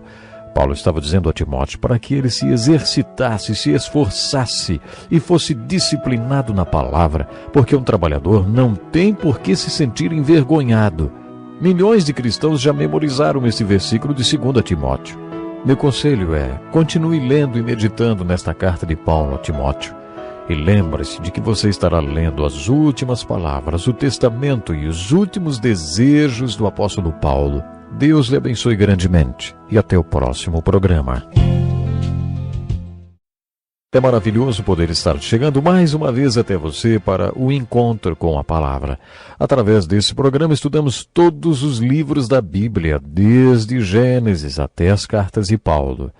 Destas estudamos a de 1 Timóteo e Tito juntas porque o conteúdo delas é similar. E a de 2 Timóteo, por último, porque foi o seu testamento, as suas últimas palavras. Todas as palavras da carta de Timóteo, ditadas por Paulo, devem ser estudadas lembrando-se do terrível contexto em que Paulo se encontrava. Paulo treinou e ensinou Timóteo para o seu chamado de pastor. E esta carta é o resumo de todo esse ensino. Nela, Paulo relembra a Timóteo tudo o que ele já tinha ouvido deste grande conselheiro. Ouça esse texto com atenção. Evite as controvérsias tolas e inúteis, pois você sabe que acabam em brigas. Ao servo do Senhor não convém brigar, mas sim ser amável para com todos, apto para ensinar, paciente. Deve corrigir com mansidão os que lhe opõem, na esperança de que Deus lhe conceda o arrependimento, levando-os ao conhecimento da verdade, para que assim voltem à sobriedade e escapem da armadilha do diabo, que os aprisionou para fazerem a sua vontade. Neste capítulo, o velho pastor Paulo ensina o jovem pastor Timóteo a ajudar pessoas a resolver seus problemas, a se redescobrirem, usando uma palavra muito comum nos aconselhamentos de hoje. Quando Paulo aconselhou Timóteo, ele estava dizendo: Timóteo, o problema com essa gente que você está aconselhando é que eles vão contra eles mesmos. Deus tem um plano para quem e o que eles serão, um plano para suas vidas que os fará indivíduos únicos e distintos de qualquer outra pessoa na face da terra. Eles estão vivendo na direção contrária a este plano e não estão sendo eles mesmos. Estão indo contra si mesmos e contra o plano de Deus para suas vidas. Há várias razões por que as pessoas fazem isso. Uma das razões está no fato de que os pais, às vezes, dizem aos filhos que eles deveriam ser iguais a seus irmãos ou a uma outra pessoa qualquer. Estas crianças crescem se comparando ou imitando outras pessoas ou se deixando controlar por elas. É dessa forma que acabamos nos perdendo. Quando você se opõe ao plano de Deus de fazer de você uma pessoa única e diferente de qualquer outra pessoa na face da terra, você contra a sua própria pessoa, então gera problemas e infelicidade e acaba tendo de buscar ajuda. Se você buscar ajuda do pastor conselheiro e ele seguir a linha de Paulo, ele saberá dizer o que está prejudicando você. Ele saberá aconselhá-lo a se reencontrar e sair da armadilha do diabo, porque, na verdade, é isso que acontece. A pessoa acaba presa à vontade do diabo.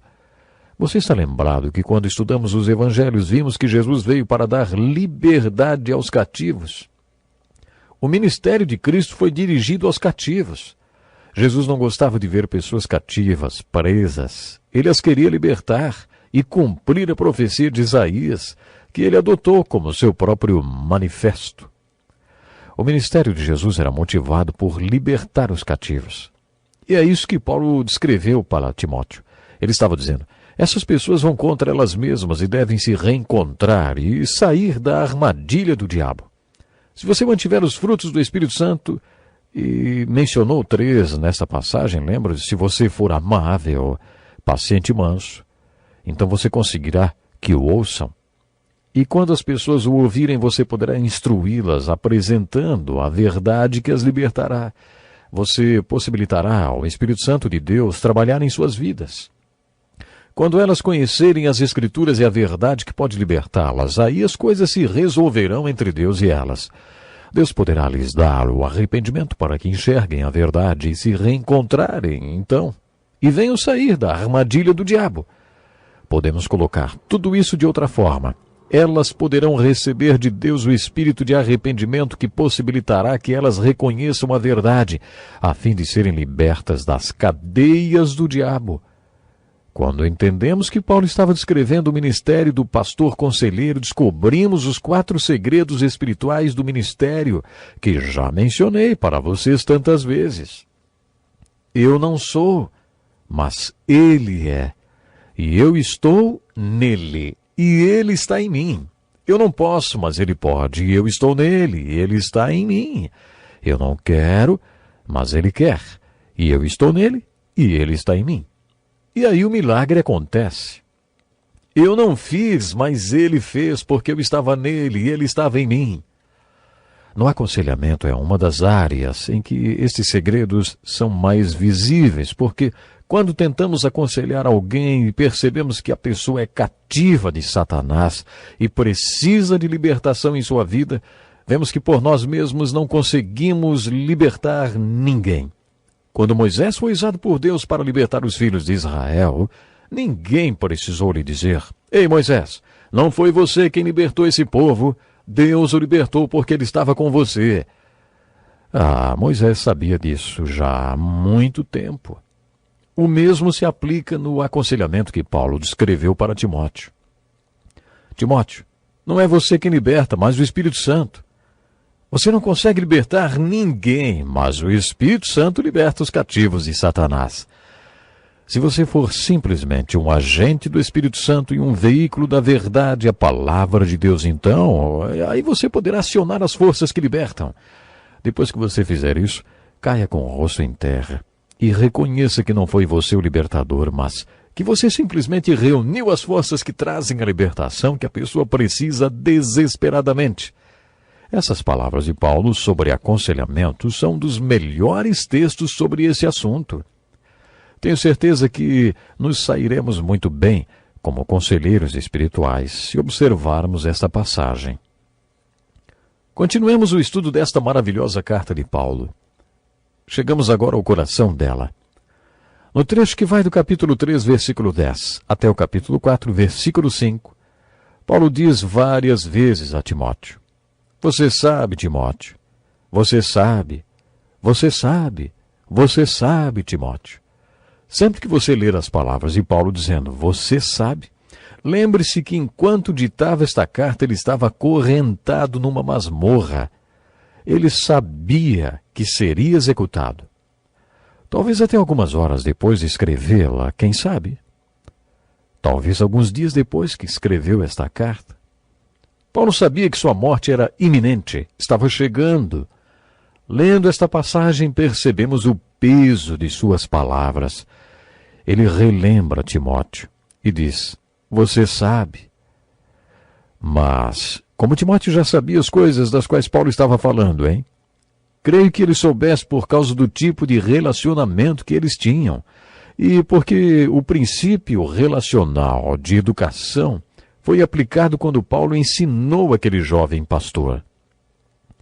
Um dos versículos mais importantes desta carta está no capítulo 2, versículo 2, onde Paulo diz a Timóteo: e as palavras que me ouviu dizer na presença de muitas testemunhas, confiei-as a homens fiéis, que sejam também capazes de ensinar outros.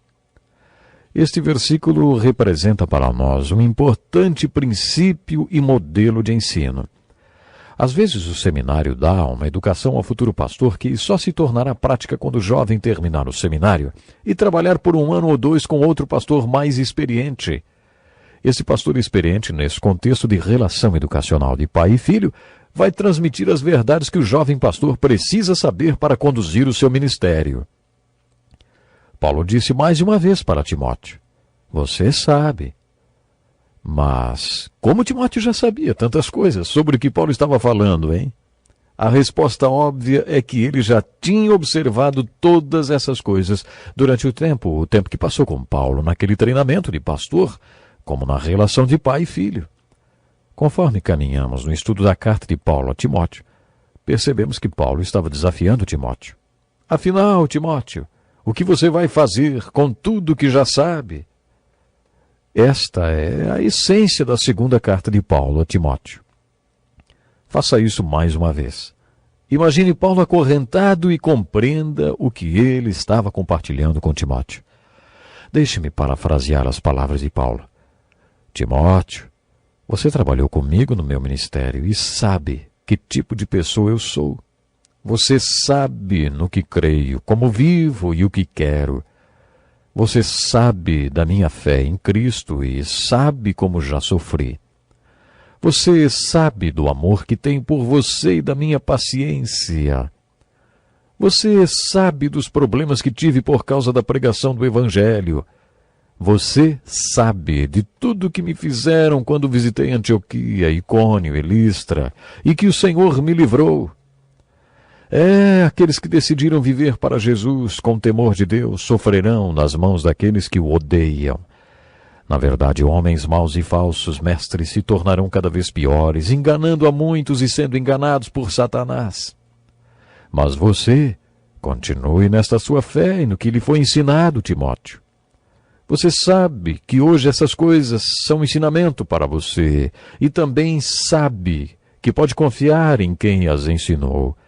Você sabe, foi criado nas Escrituras e soube por aceitar a salvação de Deus confiando em Jesus Cristo. Toda a Escritura foi dada por Deus, serve para nos ensinar o que é verdade e nos fazer perceber o que está errado em nossa vida. As Escrituras nos ajudam a fazer o que é certo.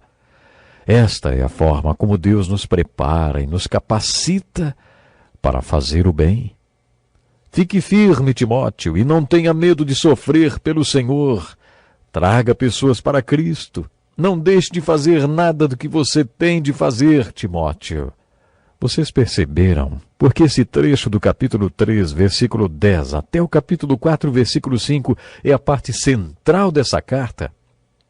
Nela, Paulo estava dizendo a Timóteo: Timóteo, você sabe que tipo de pessoa eu sou.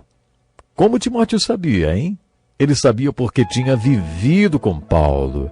Ele tinha andado com Paulo e trabalhado com ele. Infelizmente, meu tempo acabou, mas como sempre deixo um desafio para você. Quer você seja recém-formado ou um jovem pastor inexperiente, ore a Deus para o guiar a um pastor maduro e experiente. Existe um número alto de jovens pastores que acabam desistindo do ministério nos primeiros anos. É importante que você encontre alguém para lhe ajudar. Pense nisso. E até o próximo encontro com a palavra. Seja muito bem-vindo para mais um encontro com a palavra. Hoje vamos nos despedir de um grande amigo, o apóstolo Paulo.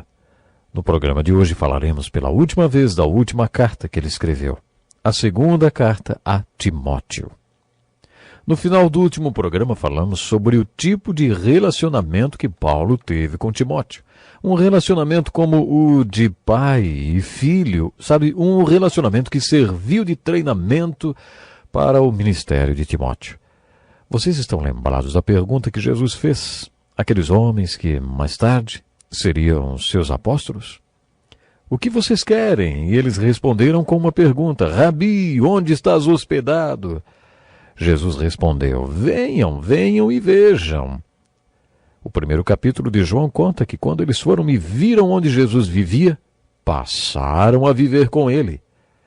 Mais tarde, passaram a viver para ele. E cada um morreu por ele, por causa do que viram quando aceitaram o desafio e convite de Jesus para ir e ver. Jesus fez um treinamento individual e prático com aqueles discípulos. Aliás, esse é o significado da palavra discípulo. Um aprendiz que pratica o que está aprendendo. Este era o método de ensino de Jesus. Venha, venha e veja. E com isso os discípulos passaram a viver com Jesus. Paulo também usou muito esse método com Timóteo. Em diversos trechos de sua carta, Paulo evoca o que já tinha ensinado a Timóteo e por isso escreveu várias vezes: lembre-se, lembre-se, lembre-se, Timóteo. Timóteo tinha vivido com Paulo, visto e aprendido tantas coisas. Timóteo sabia no que Paulo cria, qual era a sua fé e a razão de todo o seu sofrimento. Como Timóteo ficou sabendo tudo isso? Timóteo estava com Paulo no momento de sofrimento. Já comentei com você que, quando Paulo foi apedrejado e deixado como morto em Listra, Timóteo estava com ele. Ele era bem jovem quando isso aconteceu. Paulo fez referência a este acontecimento nessa carta. Paulo escreve: mas você tem seguido de perto o meu ensino, a minha conduta, o meu propósito, a minha fé, a minha paciência, o meu amor, a minha perseverança, as perseguições e sofrimentos que enfrentei, coisas que me aconteceram em Antioquia, Icônio e Listra. Quanta perseguição suportei! Como é que Timóteo sabia de tudo isso? Ele presenciou tudo. E Paulo o amava como a um filho. Você tem seguido de perto a minha paciência. Nós não imaginamos que Paulo fosse uma pessoa paciente. Ele era muito enérgico e parece que às vezes ele passava por cima das pessoas. Por exemplo, ele não levou João Marcos em sua segunda viagem porque, no meio da primeira viagem, quando começou a perseguição, João Marcos resolveu dar meia volta e retornar para casa. Mas suas últimas palavras para Timóteo foram: traga Marcos com você, porque ele me é útil para o ministério. Parece que Barnabé teve paciência para treinar João Marcos. Caso contrário, ele jamais teria se tornado num ministro tão útil, conforme Paulo citou. Com João Marcos lá atrás, há tantos anos, Paulo não tinha sido paciente, e Timóteo sabia disso, porque ele tinha vivido e trabalhado com Paulo. A paciência de Paulo era fruto do Espírito. Não fazia parte das suas qualidades naturais. Paulo continuou escrevendo coisas do tipo: permaneça nas coisas que aprendeu e das quais tem convicção, pois você sabe de quem o aprendeu. As últimas palavras de Paulo para Timóteo servem como um desafio. Timóteo, e agora? O que você vai fazer com tudo que já sabe? Esse é o grande desafio que encontramos em toda a Bíblia. O saber e o conhecer são muito enfatizados em nossa cultura. Uma pessoa com alto grau de conhecimento é muito valorizada. Mas na Bíblia o saber não é tão valorizado quanto o que a pessoa faz com aquilo que sabe. Outra coisa, na Bíblia o fator responsabilidade não está associado à idade, mas sim ao quanto você conhece. Somos responsabilizados pelo que sabemos. Timóteo recebeu um ótimo treinamento bíblico e espiritual porque sua mãe, sua avó e Paulo o tinham educado à luz das Escrituras. É claro que ele tinha muito conhecimento e também experiência. Por isso as últimas palavras de Paulo para ele foram: continue naquilo que você aprendeu, Timóteo. Você já sabe tanta coisa. E agora? O que você vai fazer com tudo que já sabe? Continue naquilo que você aprendeu e foi ensinado. E à medida que Paulo fala sobre a responsabilidade diante de tudo que ele sabia, ele exorta Timóteo: pregue a palavra. Assim escreve o pastor Dick Woodward: quando eu estava no seminário lutando com meus estudos, eu recebi uma carta do meu pai. Meu pai era um homem que só tinha o primeiro grau, mas era muito temente a Deus e conhecia a palavra. Nesta carta, meu pai me escreveu: eu não sou a pessoa qualificada para combater todos os argumentos de sua última carta. Na verdade, não sou uma pessoa preparada para dar conselhos a ninguém, mas, mesmo assim, eu vou aconselhar você. O que vou lhe escrever agora é a mesma coisa que um velho pastor escreveu a um jovem pastor 2000 anos atrás. O pai do pastor Dick Woodward escreveu e grifou as palavras: pregue a palavra. Pregue a palavra de Deus, porque assim você vai ser uma bênção. Assim você vai contemplar a bênção que virá. É a palavra de Deus que vai transformar os corações dos homens. É a palavra de Deus que trará novo nascimento. É a palavra de Deus que vai alimentar e nutrir os nascidos de novo. O conselho foi muito importante, foi muito bom. E foi o mesmo conselho que Paulo deu ao jovem pastor Timóteo. Hoje, quando olho para trás e penso em tantas vidas que foram transformadas depois de terem ouvido a pregação da palavra e terem professado a fé em Cristo, adoro e louvo a Deus. Timóteo era filho na fé de Paulo, e por isso Paulo, como seu pai espiritual, exortou Timóteo: Timóteo, pregue a palavra, porque toda a Escritura foi dada por Deus através do processo de inspiração, e por isso ela é valiosa para nós. As Escrituras são um poder vivo, uma força que pode gerar um novo nascimento e também fazer as pessoas crescerem na fé. Esta é uma das razões da existência do Encontro com a Palavra, o nosso programa. Não pretendo que você se torne especialista nos livros da Bíblia, nem estou tentando passar simples informações. O meu objetivo, através desse programa, é que você entre na Palavra de Deus e que a Palavra de Deus entre em você. Desde que iniciamos esse programa, temos visto pessoas se converterem e milagres acontecerem. Coisas lindas acontecem quando as pessoas entram na Palavra de Deus e a Palavra de Deus entra nas pessoas. Os que já nasceram de novo são nutridos e edificados e recebem encorajamento quando leem a Palavra de Deus. Seus passos são confirmados dentro da vontade e da obra de Deus. A Palavra de Deus confirma a vontade de Deus em nossas vidas. Coisas maravilhosas acontecem quando as pessoas entram na Palavra de Deus e a Palavra de Deus entra em seus corações. Por isso o encontro com a Palavra foi criado. Estudiosos acreditam que quando Timóteo recebeu esta carta, Paulo já tinha sido executado. Paulo insistiu com Timóteo para que ele tentasse ir vê-lo antes do inverno. É possível que Paulo tenha sido executado no verão, muito antes do que esperava.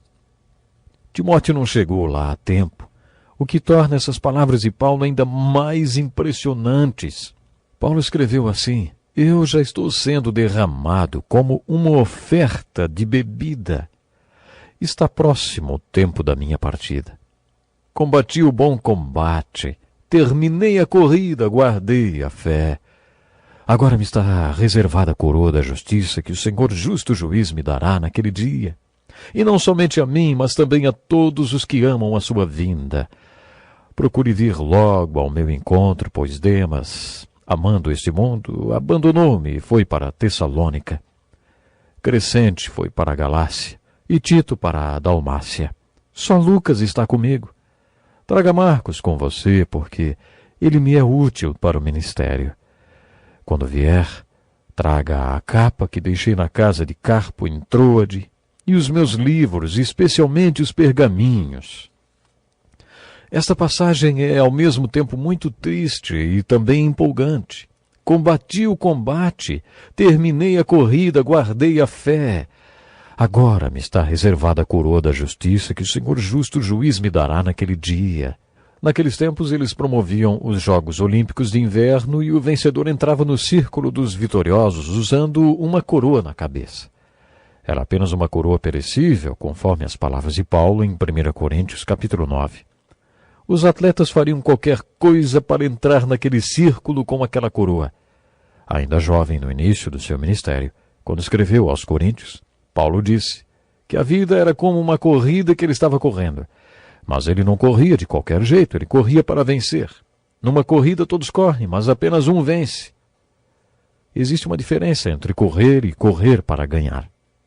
Depois ele diz que a vida é como lutar, e que para lutar não basta simplesmente subir ao ringue. É necessário que haja uma estratégia e um plano de luta para que ela seja ganha. Foi isso que Paulo disse no capítulo 9 de 1 Coríntios. Mas agora, no final do seu ministério e da sua vida, numa sequência do que tinha dito na primeira carta aos Coríntios, capítulo 9, Paulo escreveu a Timóteo: combati o combate, terminei a corrida, guardei a fé. Então, fazendo referência à coroa do vencedor, ele afirma: agora me está reservada a coroa da justiça que o Senhor justo juiz me dará naquele dia. Ficou bem claro qual era o desafio para Timóteo. Timóteo, você vai fazer a mesma coisa? Vai correr para vencer? Vai lutar para ganhar, Timóteo? No final de sua vida, você também poderá dizer que terminou a corrida e combateu o bom combate? Tudo isso nos leva a uma pergunta. E nós, no final do nosso ministério, será que vamos poder dizer o mesmo? É desse jeito que devemos ler as palavras, as últimas palavras do apóstolo Paulo para o mundo, mas mais especificamente para Timóteo. Combati o combate, terminei a corrida, guardei a fé. Agora me está reservada a coroa da justiça. E você também vai lutar para vencer e correr para ganhar? É um verdadeiro desafio esse, hein?